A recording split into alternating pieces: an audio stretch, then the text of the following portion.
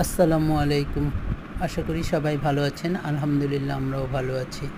আজকে আপনাদের জন্য নিয়ে আসলাম টুটি ফুটি বন, বাসায় হাতে তৈরি বন। এই যে দেখুন, টুটি ফুটি ভিতরে দেওয়া হচ্ছে ঢোর ভিতরে।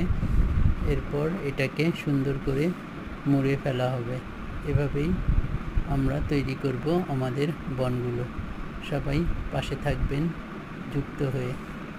সাবস্ক্রাইব করে দিবেন, যদি ভালো লাগে একটি লাইক কমেন্ট শেয়ার করবেন। এই যে সুন্দর করে টুটি ফুটি ভিতরে ঢুকিয়ে তারপর বনগুলো তৈরি করা হচ্ছে। এই বনগুলো খেতে খুবই সুস্বাদু।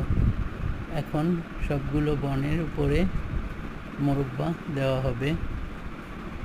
এই যে তেল ব্রাশ করে তারপরে তিল দেওয়া হবে। সাদা তিল ব্যবহার করবে এখানে। যে তেল ব্রাশ করা হচ্ছে, আপনারা দেখুন, আমাদের পাশে থাকবেন।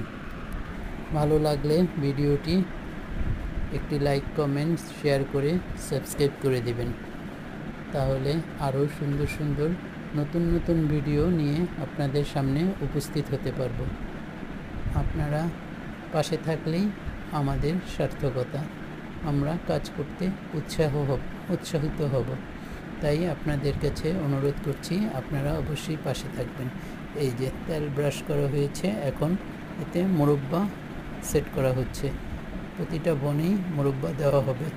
এই যে ভালোভাবে ডাবিয়ে ডাবিয়ে প্রত্যেকটায় মোরব্বা দেওয়া হচ্ছে।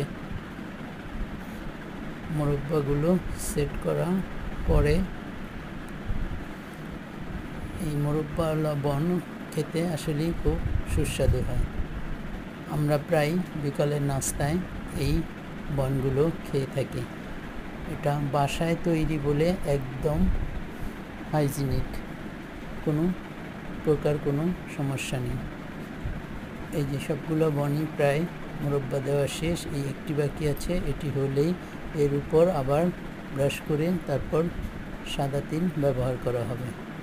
এই যে সবগুলো মোরব্বা সেট করা হয়ে গেছে।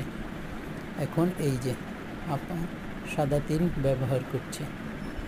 তিল দেওয়াতে বনগুলো অনেক সুন্দর হবে কমপ্লিটের পর। সেটাও আপনাদের একটু দেখাবো। পাশে থাকবেন সবাই।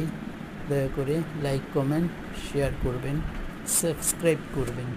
এতে আমাদের কাজের উৎসাহ বাড়ে, কাজ করতে মন চায়।